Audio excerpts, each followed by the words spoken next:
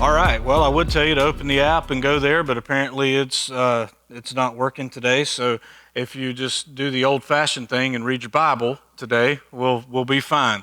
So go to Matthew chapter 6, and we're going to start in verse 25 here in just a second. Now, luckily, I still do have my notes, so maybe we'll be okay. You just won't be able to follow along with them. All right. So last week we learned from Jesus, who said, "Don't store up treasures on earth." Y'all remember that from last week? Those of you that were here, he just flat out said that. I mean, no softening, no sugarcoating it. He just said, "Stop it. Stop storing up stuff on earth because it's just going to rot and destroy itself. And if you love those possessions, if you're focused on storing up stuff on earth, that stuff will possess you. And it will tell you what to do and what to think and how to live and what to worry about." Now, the interesting thing about today's passage is about worry. And what we normally do, because in our new Bibles, they have these little headings and they break the paragraphs apart for you, and that's very helpful. The only issue with that is, in the original manuscripts of the New Testament, there is none of that. There's no separation. Matter of fact, there's not even spaces between words. In the original Greek, it looks like one giant word that's just going on line after line after line. That's what the Greek manuscripts look like. So what happens is, because our modern Bibles help us that way, it can also hurt us if we're not paying attention. Because what we do is we read this passage, "Do not store up treasures on earth, but store up treasures in heaven." And then we say, "Oh, good, okay, that was a good teaching, Jesus." And then we move down to this worry passage, and we miss the very first word of the passage, which is "therefore," which means we shouldn't be separating those two passages, right? So what does that tell us? Well, apparently for Jesus, if you store up treasures on earth, you will be worried. Because he begins the passage about worry. He says, "Therefore." In Greek, it's dia haltos. It means, because of what I just said, don't worry about your life. So that tells us that there's, in Jesus' mind, which his mind is correct, right? We all do understand that, right? However he thinks is how we ought to think. So in Jesus' mind, worrying about your life is connected to storing up treasures on earth. So if we store up treasures on earth and we're focused on that, Jesus would say, well, that's fine. You can do that if you want to. You're free to make that choice. But you will be worried your entire life. You will be anxious and stressed out about all that stuff you're trying to hold on to. Because here's what we know about storing up stuff. It's trying to tear up, right? Your house right now is trying to break somewhere. You're probably your AC. I'm not speaking that over your AC. I don't even believe you can speak things into existence. Only God knows how to do that. So I'll just speak a blessing over all of your AC units right now. I don't know if I don't have that power, but it's trying to tear up all the time, right? So everything, all those possessions you have, you know that they don't last. So what do? You worry about it, right? Just me saying your air conditioner wants to break has you worried that you're going to get home and it's going to be broken because it's hot. It's hot right now, okay? So for Jesus, he says, okay, don't separate these two teachings, right? This was one sermon. Remember, the Sermon on the Mount is one sermon. Everything's connected in it. So he says, don't store up possessions because they're just going to tear up, right? And then he starts this passage. So let's look at the verse 25 here in chapter 6. There we go. All right, so very first word, therefore, which means you need to go back and see what it's there for. We already studied that last week. He says, therefore, because of what I just taught you, I tell you, do not be anxious about your life. We could just stop right there, right? I mean, it's pretty clear. He just said, don't do that. Don't be anxious. Now, how many of you here, okay, this is confession time. How many of you here struggle with some form of anxiety? And I don't mean like, debilitating, but all of us, I think, at some point, about some things at least, We all have a little bit of anxiety. We have worry. We have things that we're stressed about or concerned about. Jesus says, just simply, stop that. Does that help you at all? Right? For Jesus to say, hey, are you worried? Stop. Quit doing that. Okay? I'm kind of worried about being worried now. Right? Because for me, if you said don't worry and I worry, am I disobeying you? So now I'm worried about disobeying you about my worry. So now I'm worried about my worry of disobeying you about worry. Do you see? That's why Jesus didn't stop in that one line. He goes on to explain how to do this. He says, look, don't be anxious about your life. And I don't want to bore you with Greek stuff, but this word for anxious in the Greek language, it can mean to be worried or to be apprehensive, but its main usage is to be overly concerned or irrationally concerned about something. So it's not just that you're thinking about it and it's kind of nagging at you. It's not just that. It's fixating on something that right now you can't do anything about anyway. You're irrationally concerned about something that hasn't happened yet. That's what he means by the word anxious. That's the word that he used. Now, he says, look, don't worry about your life, what you will eat or what you will drink. Now, remember, Jesus' audience, this is actually for the poor people in the crowd, this was an actual daily thing, worrying about what you're going to eat and what you're going to drink, because most of the people in Jesus' audience were day laborers, right? They get paid by the day. They go out and work a day, they get paid at the end of the day. That's how the system worked back then, especially in Israel, because the Old Testament law told them you are not to wait or withhold wages from the worker. So if someone works, you pay them that day. So you got paid every day if you were a day laborer. So there's a lot of people in that audience that really did have a daily worry. What am I going to eat? What are we going to drink? How am I going to feed my family? Then there were rich people in the crowd, because remember last week he's had to say, don't store up stuff. Well, you only need to say that to rich people who are storing up stuff. So there are rich people in the crowd. They're probably thinking like what we think. Where are we going to eat? What are we going to eat? Not if we're going to eat, but what of the myriad of choices. Well, maybe not in Perry, but you know what I mean, right? We've got all kinds of options, right? We can go to the grocery store, and there's an entire store just for food. You realize when people from other poor countries come over to the U.S. and they go into a grocery store for the first time, they can't believe it. It's shocking to them. I watched a video of a missionary who brought a guy from the Central American tribe. It was actually the guy who killed the missionary's father. He went back into that tribe and reached them with the gospel and became best friends with the man who killed his own father. So the missionary goes down there as a kid. His father gets killed by this tribe. The guy goes back years later to the same tribe, reaches them with the gospel, becomes best friends with the guy who drove a spear through his own dad. So that's real Christianity right there, right? And he brings that guy to the States, and they go to a grocery store for the first time, and the video is hilarious. The guy is just like, wow, there's just food here, like stacked up.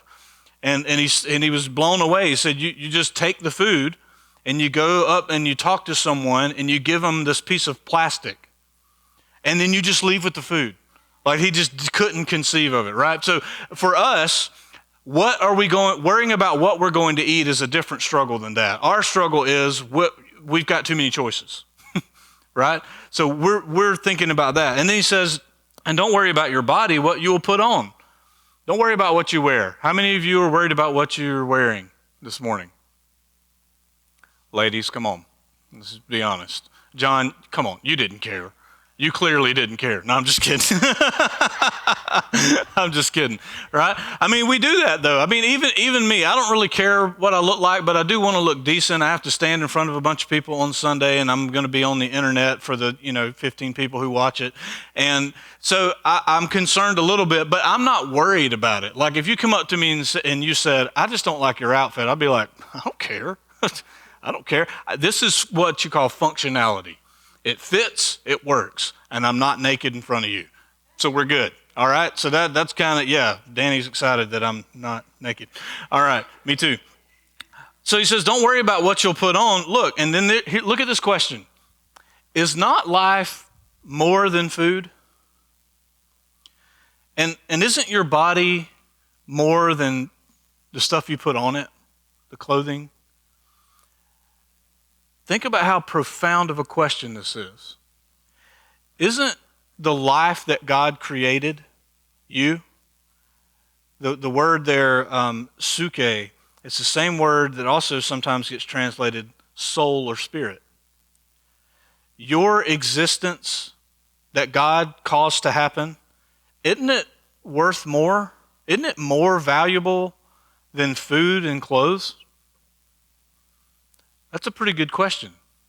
Because it causes us American Christians, we really need this question. It causes us to have to say, okay, isn't my life about more than just the stuff we have? Whether it's food or a closet full of clothes, or your car or your house or your motorcycle, might as well throw that in there. Isn't your life about more than what you have?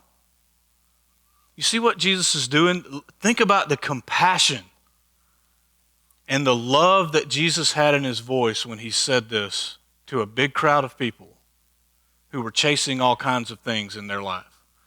And he says, hey, you're more valuable than that stuff you're chasing.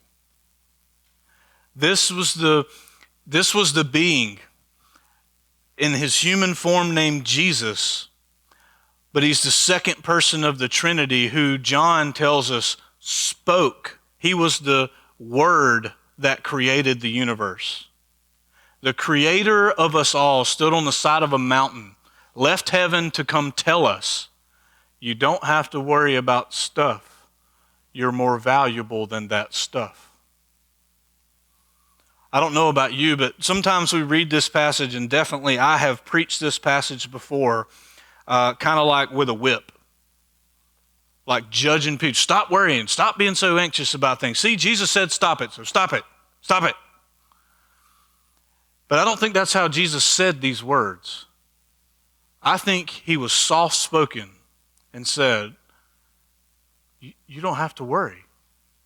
You are more valuable than the things you're worried about. He's trying to bring us in close to help us think like he thinks.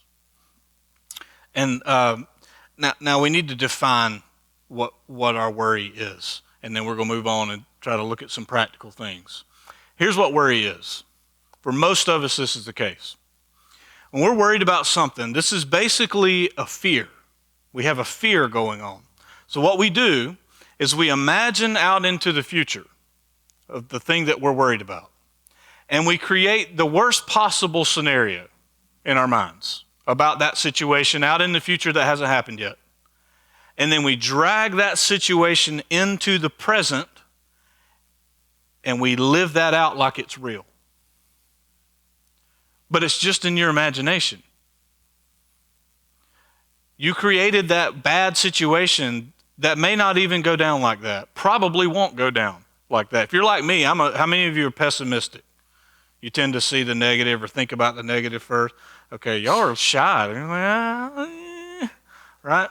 You're pessimistic about raising your hand, so obviously you are, right? I tend to think of the worst thing first. That's just how my brain works. I don't know if it's kind of a curse sometimes, but sometimes it's helpful because I think of things. I think of problems that might happen and make sure I've got my act in order so that those problems don't happen. So sometimes it can be good, but the negative side of it is I tend to create situations in my mind that aren't happening. and they most likely won't turn out the way my imagination is going. So I think about the worst possible situation. I drag that into the present, and then I live as if that's true. That's what we do when we're worrying. Now, I'm the kind of person that I don't really get worried about too much, but I do stress, and I think that might be the same thing. I do get stressed, and I usually don't realize it until I notice it in my body. Have you noticed that your body will tell you you're stressed out, but it's late telling you? Your body actually will get sick and start to shut down, but it's usually after you've been stressed for a while, and it builds up and builds up and builds up, and then your body goes, hey, take a nap. Right? I'm tired of this, because stress and worry is physiological. It affects your body. We're about to find that out. Let's look what he says next. What do we do when we are worried? Jesus already told us, just stop it. Your life's more valuable than the stuff you're worried about. So what do we do? Verse 26, here's what he says. Look at the birds. I think that's funny. Like, we're worried about food, we're worried about what we're going to drink, we're worried about what kind of clothes we're going to wear, and for most of us Americans, we're worried about what kind of clothes we need to buy to be fashionable for the next season. That's what we're worried about, right? We're worried about all this stuff, and Jesus goes, hey, stop it. Look at the birds. Does that help you at all? But look what he says. Look at the birds of the air. They neither sow nor reap nor gather into barns, and yet your heavenly Father feeds them. Aren't you more valuable than birds? This is brilliant. Here's what Jesus says. Are you worried about your life? Look outside of yourself. What does that imply? It implies that when we're worrying and anxious, we're looking at ourselves too much. He says, no, look outside. So you're sitting in your house all worried and anxious about something. Go outside and look at what God created. Look at the birds. I don't know, we know that Jesus said these words. We don't know if he maybe illustrated this, but I'll try to illustrate a little bit for us. If you go outside today and you look at the birds like Jesus just told you to, okay, here's what you won't see. You will not see birds flying around stressing out. You ever seen a bird stressed out? Maybe a turkey that you were chasing, but that's because you were trying to kill him, and I think they know that, right? As a matter of fact, I'm confident that turkeys know. Not hens. They'll walk right up to you. But gobblers, they know you're after them. You ever know anybody turkey hunt in here? I know Melvin does. He's a murderer, turkey murderer. And I've killed a couple. So, but I've never seen just your normal everyday. When you're sitting in a tree stand, hoping for a turkey to show up, you see a lot of other birds, and it's kind of aggravating because you really want them to all leave, right? But here's what they're doing. When you look at the birds, they're flying around singing songs. I mean, they're just happy as can be. No, you will not see a bird flying around going, "Oh my God, what am I going to eat?" Now, crows sound like that, right? But you don't see birds freaking out. They're just flying around, and there's food for them everywhere. You notice this? The red-headed woodpecker, he just beats his head on a tree, and there's like worms in there for him. And then these other Tweety bird-looking things, they just fly around, and there's little seeds here, and there's this there, and everything's just there for them. They're not worried. That's Jesus' point. If you're all stressed out, get outside of yourself for a minute and look at the birds. Isn't God feeding them? Yeah. Okay, aren't you more valuable than birds? You hit a bird on your way to work yesterday and it didn't even bother you because it's not that valuable. It's a bird, right? Unless you're an environmentalist, then it's a big problem. You have a funeral for it and all that kind of stuff, and you want to shut down the highway because people hit a bird. Sorry. soapbox. But you're more valuable than a bird, and God's taking care of the birds. Don't you think he'll take care of you? That's Jesus' point.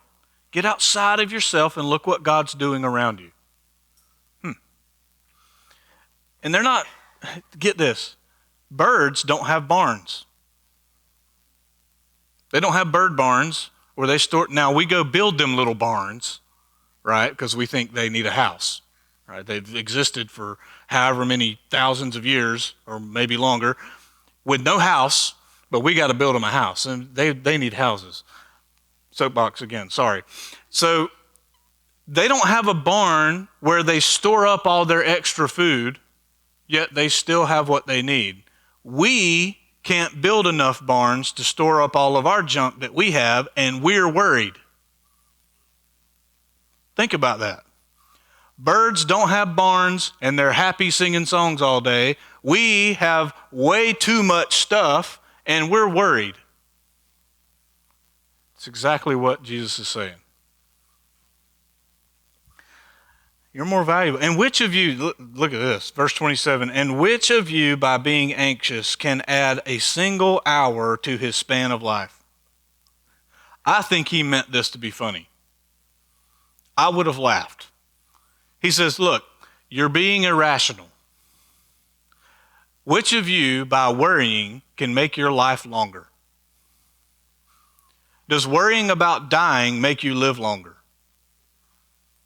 No, actually, studies show you will die earlier. If you are worried your entire life, it affects your physical body, and it can actually cause you to die sooner. So the opposite of what Jesus just asked is what's true. Look, can you actually add anything? Here's what he's saying. When you're worried, does that fix anything for you? Everybody in Jesus' audience had to be like, well, no. So ask yourself that next time you're worried. What is this going to fix? Now, your husband has probably said that to you, and you just got mad at him and all that because your husband wants to fix the problem. And he knows your worrying isn't fixing it. So husbands, quit trying to fix it. Just listen. And maybe just remind them to read this passage again and then walk away quickly. All right? Get out of slap distance, you know. He says, look, worry and anxiety is irrational. Worrying about something fixes nothing. But that's easier said than done, isn't it? It's like, yeah, okay, all right, I know all that, but I still get worried. In the moment of worry, I can't just stop it. That's why Jesus says go outside. Get out of the environment you're in that has you worried and go look at what God's creation is doing out here. He's providing for everything. Everything's got what it needs. And you're more valuable than that stuff you're looking at. Get outside of your own head and look at what God does, what he's doing around you. That'll help you to trust him that he cares for you. And he goes on, verse 28. He says, and why are you anxious about clothing? Consider the lilies of the field. Okay, now we got to look at flowers. We were looking up at birds, now we look down at flowers. Okay? Maybe the bird thing didn't convince you. Maybe you got something against birds. Okay, well, let's look at the flowers. Look at the lilies of the field, how they grow. You know, they're not working hard. They don't toil or spin. The word spin there means to spin yarn together to make clothes. Look at the flowers. You ever walked up to a flower and one was just stressed out of his mind? No. Right? Now, our little garden that we got going on right now, they look a little stressed. It's because we're not doing something right. I don't know what's going on. They're like trying to get out of what we planted them in. They're like, please, God, we want to die. They're trying to commit suicide right now. I don't know what's going on. We did not do something right. But anyway, I've never been a gardener. I did plant some things in my teenage years, but you weren't supposed to. Anyway, so He says, look at the flowers. Look, when you look at the flowers, they're not working. They're not working on it. They're not working hard like you work hard.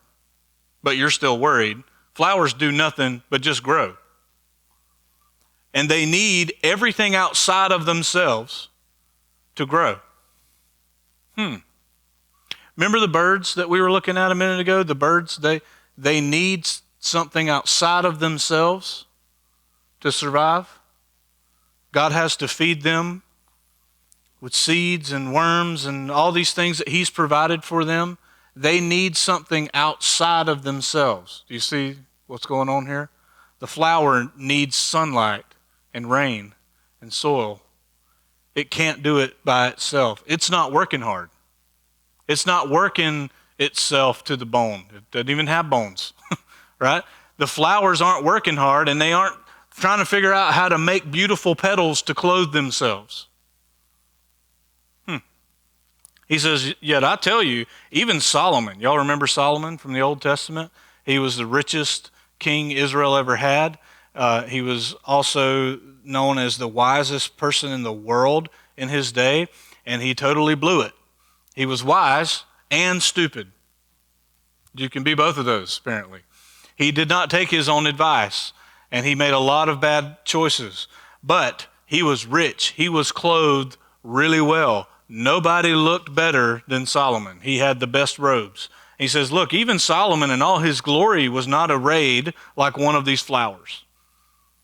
The lilies look better than Solomon in God's mind. But if God so clothes the grass of the field, which today is alive and tomorrow is thrown in the oven, because they would scoop up grass and certain flowers to fuel a fire in the oven to make bread. If God is making the grass look beautiful and the lilies look beautiful, and they're here today and gone tomorrow, will he not much more clothe you? You have such little faith. This is where he kind of hits you in the gut, and he clues you in on something. Your worry shows who you're trusting. And it's not God. It's you. See, here's what I can say this from my own experience. When I'm worried about something, it's because I think I can control the situation. I'm trusting in my own ability that if I worry about this enough, I'll come up with a good enough plan to fix this problem. You ever do that? You probably don't consciously think about it this way, but I want to help you think worse about yourself. What you're doing when you're worried is you think if you worry about this enough, you will fix it. Jesus says, you're trusting the wrong person. Don't put all your faith in yourself. Let me tell you something about you. You are a sinner. I am a sinner. What does that mean? It means we're not so good at doing the right thing. It means we're not good at fixing things. It actually means we are insanely gifted and talented at messing things up. Can we all just admit that about ourselves this morning? Right? I mean, since Genesis chapter 3, every story after that shows that sometimes we get some things right. Most of the time, nope. We make everything worse, right? So he says, look, you're trusting, if you're worried, you're trusting that you can do something. You're trusting the wrong person. What you need to do is look around, look at the birds. Who are they trusting in? Well, they're completely dependent on something outside of themselves. They have to trust God, even though, maybe you think animals know God. I don't think so. But anyway, they have to live as if their life depends on something outside of themselves. That's exactly what Jesus wants us to do. We should live our lives as if it completely depends on God, because it does. And when we do that, listen to me. I'm going somewhere with this, and I'll get there eventually. When we start to learn what Jesus is teaching here, to trust in the one who is not ourself, but trust in a God who values you more than birds and more than flowers. When we trust in him, that's when we can stop worrying. Because now it's on him. So when you're worried, look outside yourself. Don't be consumed with yourself. Look at verse 31. He says, therefore, in light of what I just said, don't worry. Don't be anxious, saying, what shall we eat? What shall we drink? Or what shall we wear? For the Gentiles, meaning, in this context, meaning the people who don't know the God who created everything. The Gentiles. They seek after desperately, the Greek says. They are desperately seeking after all these things. And your Heavenly Father knows that you need them all. So we're working really hard to try to fix our worries, to provide for ourselves so we won't be worried, right? That's what we're trying to do. We're trying to provide a certain kind of life so we won't be worried about our life. But we're constantly worried about what we're trying to do to stop worrying about the life that we're trying not to be worried about. Do you see how irrational worry is, right? So he says, look, people who don't know God, that's how they live. But that's not how we should live, right? If God is your Father, I love that he put Father into this. Your Father knows that you need all these things. So why would you spend your life stressing out, chasing after things he already knows you need and he already promised to give you? He promised to care for his people, for his children. What kind of father would he be if he didn't provide for his children? He'd be a deadbeat dad. Your Heavenly Father is not a deadbeat. He is intricately concerned with the details of your life and does way more than you realize to make sure you're okay. Every moment, every breath, he's providing for you all the time. He says, look, don't be like people who don't know God, chasing and desperately trying to get all these things. Your Father knows you need them. When you're worried, you think you know what's best. Jesus says, you don't know, so trust the one who does know. Make sense? And then he gives us a very practical answer. Verse 33.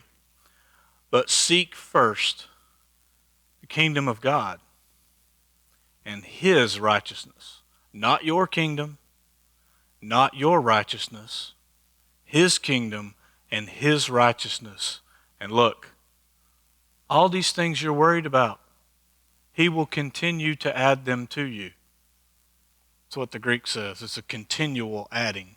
He will continue to do what he's already doing for you. He will continue to feed you like he's always been feeding you. He will continue to clothe you like he's always clothed you and given you shelter. He will continue to care for you. All you need to do is stop building your kingdom and being self-righteous. Give all that up and just seek his kingdom and his righteousness, which he wants to give you.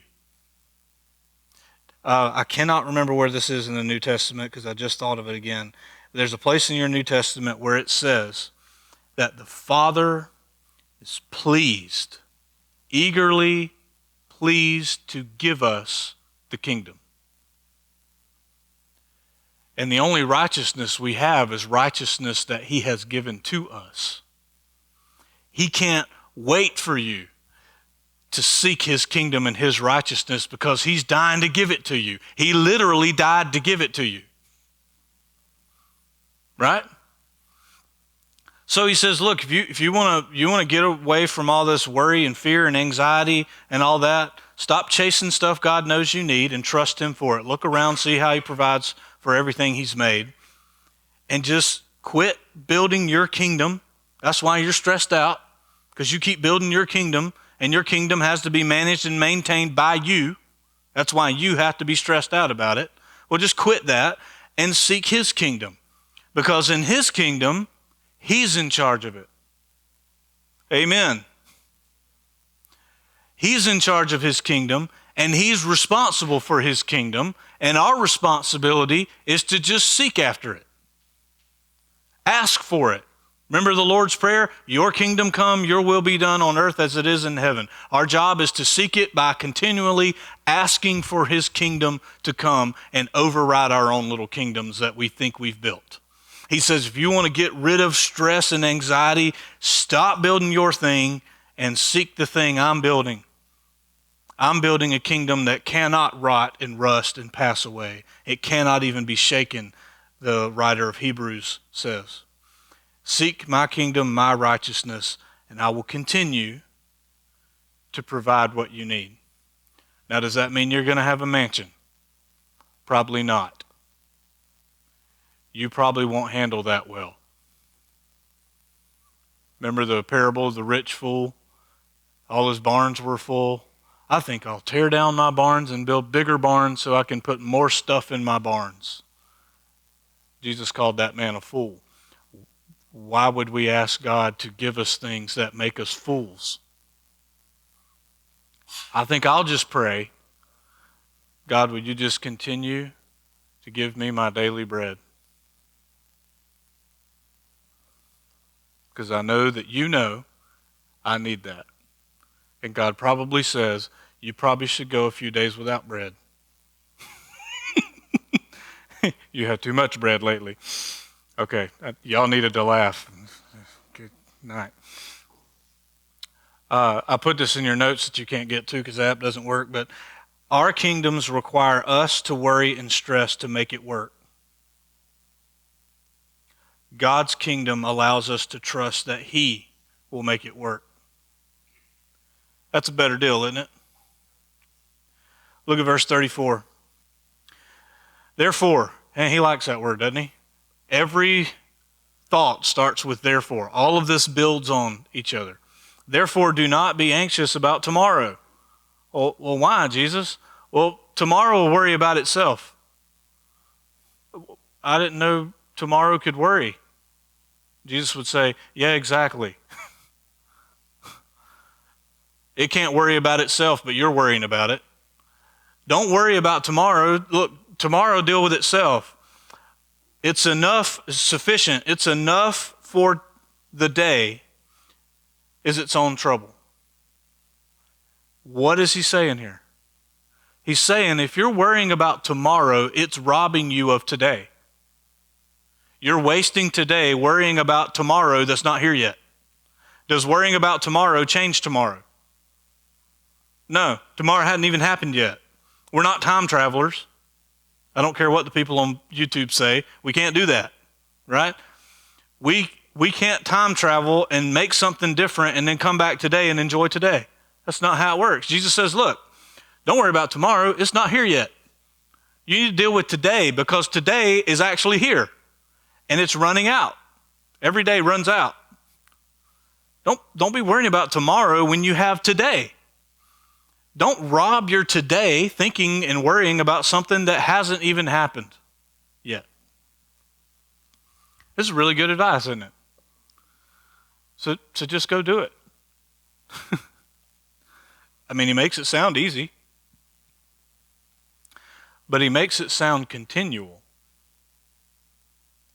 You're going to have to go outside on the regular and watch the birds.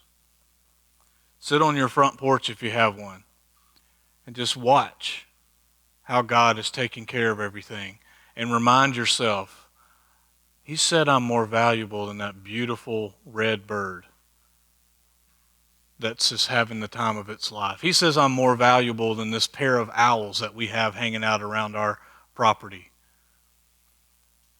And they just keep having everything that they need.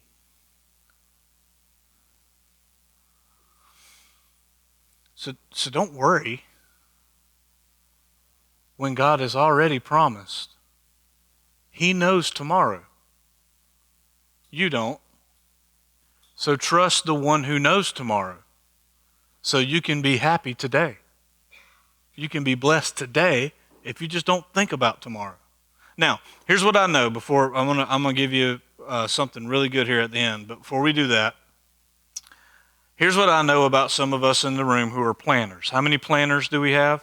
You're a plan person. You got to have a plan for everything. Okay, I'm with you. Okay, I like to have a plan. Why? Because I think if you don't have a plan, the world will end. That's how I think about it, okay? So I have a plan. Now, I'm getting better, I think. Babe, am I getting better? That's what I got. A little bit. I'm trying. I'm trying to go with the flow more. I'm trying not to worry about the future so much. I'm trying not to think about tomorrow all the time. I try to just go with the flow. But the reason why us planners, now we wouldn't, planners, we don't admit that we worry. We don't. Because we're so good at planning, why would we worry? Subconsciously, though, your worry is what makes your plan. You're worried, so you make a plan, right? And there's some wisdom in that. Look, somebody in your house needs a plan. Somebody. Okay, if nobody ever has a plan, it's probably not going to work great. You're going to have some issues. Somebody needs a plan. Somebody needs to go with the flow, and somebody needs a plan. And both of those people need to realize they can both be wrong. Okay? And that works out better if you just do that. If you just admit, I have a plan, but it might be crap. Okay? So I'll just go with the flow. I'm getting too personal here. Saying all my skeletons. So I get that you need a plan, but listen, don't think that you're a better planner than God. Because He knows stuff you can't even dream of. You cannot foresee what He can. And He's already got plans for every single, if you were to look at the timeline of decisions in your life. I've been thinking really deep about this lately, and I might be totally overthinking it. But I've been thinking about how God might see the timeline of our lives and the decisions we make. And I don't think it's a straight line that He controls every detail of it. I don't think that. I think we have free will. So here's what I think. I think God, if you were to look at the decisions of our life, we could decide this way, we could decide this way, we could decide to do nothing and just keep going the way we're going. And He's got a plan in His infinite wisdom for every single option. He can see everything, even the things that won't happen, He can see it and have a plan for it. So I think I'll trust Him with tomorrow because I can't plan that good. Now, I'm about to share with you one of my favorite things that Jesus ever said. I like all that stuff we just read. That's good. It irritates me sometimes because He makes it sound a little too easy. I like that. But that's Matthew chapter 6. In Matthew chapter 11, He speaks right back into this issue and gives us some of the best news you can imagine. Matthew chapter 11, verse 28, He says this, "Come to me, all who labor," that's toiling, stressed out, spinning your head trying to figure this out.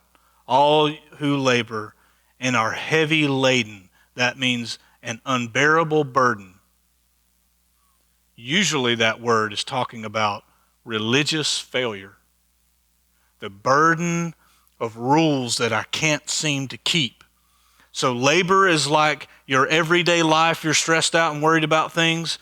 The heavy laden burden is more about, I know I'm a failure and I can't live up to the standard. Jesus says, bring all that mess to me. And I will, that means He's promising something. I will give you rest. Is that not the best news? Y'all aren't getting it. Wake up. It's been a while, I know. I'm sorry. But don't miss this. You stressed out about life, your everyday life? You stressed out because you're a failure? Yeah, I know. Bring it to me. And I'll give you something that you really want, rest. Anybody in here struggle with rest? Olivia, I know you're having a hard time. When I was really, really stressed out in my life about all kinds of stuff that I thought I was in control of, I had such a hard time going to sleep. sometimes it'd be 2 or 3 in the morning before I would go to sleep, because I couldn't stop thinking about all the things I needed to stay in control of. I couldn't stop thinking about people's problems that I'm expected to fix, and I think I can fix them. If they would just do what I say and listen to me, we can fix this. And I'd worry about that, and I'd be worried about my employees, and I'd be worried about this situation they're dealing with, and I'd be worried about the finances and everything. And I thought I had to worry about that stuff because I'm in charge. And I could never rest. If we were driving somewhere, I couldn't just enjoy the drive. I'd have to be reading something. I got to be studying this. I got to be learning about this because I'm responsible. I've got to be the expert. And I was stressed out all the time. I could never enjoy anything, and I could never rest. And Jesus, if I had just listened to him, he said, stop that. Bring it to me. You're just going to mess it up. Bring it to me. And I'll give you what you can't seem to find yourself. Rest. This word is beautiful. In the Greek language, it means relief and to become settled and secure. So when Jesus says, I will give you rest, he means, if you bring all this to me and trust me with it, I will give you relief. You can be settled and calm and secure. You don't have to worry. Bring it to me. He says, take my yoke upon you. The yoke is the thing you would put over oxen to pull a plow. They would pull together. And it was a heavy thing they would put onto them. He says, take my yoke upon you and learn from me, for I am gentle and lowly in heart, and you will find rest for the deepest part of you, your soul, your suke in Greek. Come to me, I'm gentle.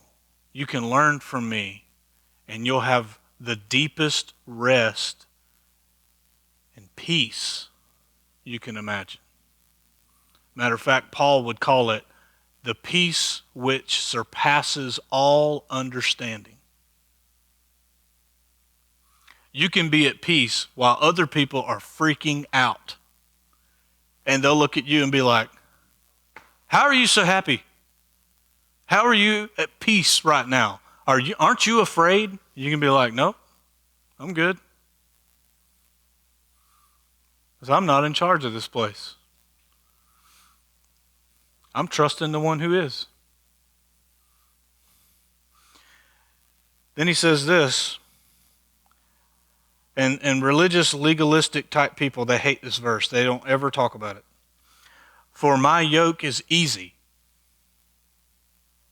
Wait a minute, Jesus. So if we come to you and we walk with you, that's going to be easy? Hadn't you been told following Jesus is hard? Following Jesus is the most difficult thing you'll ever do in your life. Here's my only problem with that. Jesus didn't say that. He said, if you'll come to me, if you'll abide with me, stay with me, hook up to my yoke. Hey, get in here with me and just walk with me. You're going to find out it's easy. Maybe we're the ones making it difficult. Now, I know Jesus said, if you want to follow me, you got to deny yourself, take up your cross, and follow me. That's the part we make difficult. We can't stand dying to ourselves. We're way too important for that. But if you die to yourself and hook up with him and you just walk with him, he said, look, you're saying, well, wait a minute, does the Greek say something different? The Greek says, for my yoke is easy and my burden is light, meaning lightweight. My burden is not heavy, and what I want you to do when walking with me is actually easy. That tells me that if following Jesus becomes difficult, it's probably me that's the problem. It's not him. Because if I'm hooked up with him, even a decision that might be difficult becomes easy because I'm trusting him with it. You see that? Here's the good news. Do you want to rest? Do you want peace? I do. And I have found a lot more of it the last couple of years when I let go of all my control and I let go of all of my intricate plans I have to have about everything, at least a little bit I did. And I let go of thinking that I can figure this stuff out and I've got a kingdom and I've got a career and I've got all this I've got to build. When I let go of all that, here's what I've found. I fall asleep faster. Why? Because I'm at peace. I know that tomorrow is not here yet. And you can have that too. It's actually not as difficult as you're making it. Come to Jesus. He will make your life at peace. Why in the world would we not take him up on that offer? So I think as we end our time together here today, we should just hold his feet to the fire on that one and say, all right, I'm bringing it to you. You promised you would give me rest and relief. Here it is. So I don't know what you got going on in your life. Drew, you can go ahead and get set up. I don't know what's going on with you. But I know that all of us have something. Some of us in here are worried about our kids. I can tell you if there's something that I tend to worry about, it's worrying about how my kids are going to turn out. I'm worried a little bit. Am I doing the right thing? Am I raising them the right way? Am I spending enough time with them? Am I teaching them enough? And because I don't want to get to the end of my life and be responsible for my kids not turning out the right way because I didn't do enough. So I tend to worry about that a little bit. Maybe that's something you're worried about.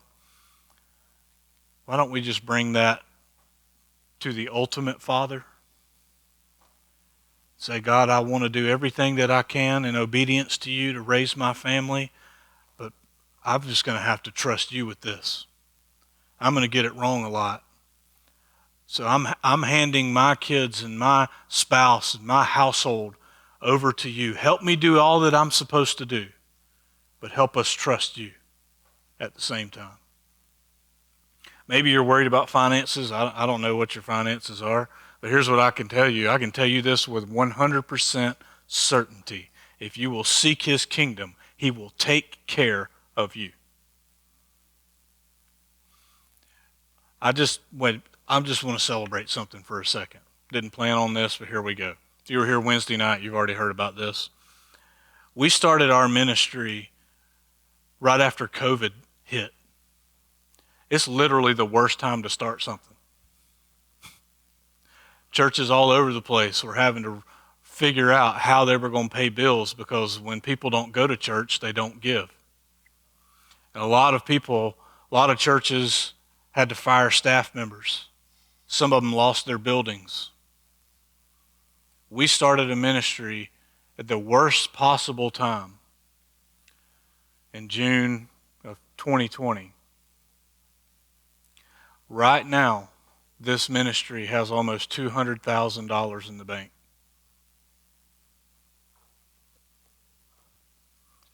Y'all got any explanation for that? That makes no sense on paper.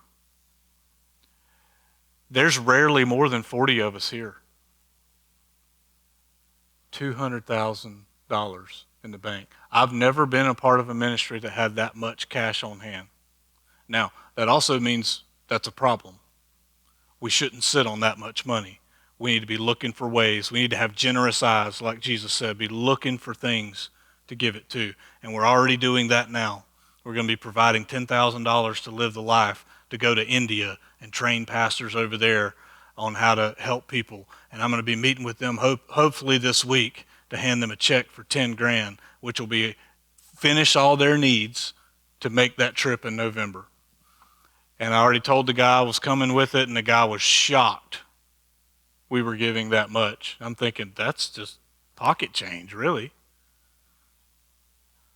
At least when you compare it to how much money you all have put in our bank account. If you're worried about money, trust Him. Seek Him and trust Him. I'm telling you, I went 2 years without a job, and we had more money during that time than we ever had before. How do you explain that? It's very simple. The Father promised, and He doesn't go back on His promises. And it doesn't have to make sense. I'm a guy that everything has to make sense. The last 2 years I realized, no, it doesn't. Because I can't make sense out of this stuff. He just does stuff, and it's a miracle. He's been doing it forever. We shouldn't be shocked. We shouldn't be surprised. When we check our ministry bank account and see what we've got, we shouldn't be like, wow. We should just be like, I knew you were going to do something like that. So I get to bow my head in my office and say, God, you're such a show-off. And it's awesome. So I don't know what you're worried about, but I know you don't have to be worried. It's a choice. I think you should choose to just bring it all to Him and trust Him with it. So let's stand, we'll pray together, we'll sing, take communion, and let's practice trusting in a God who can do anything. Let's pray.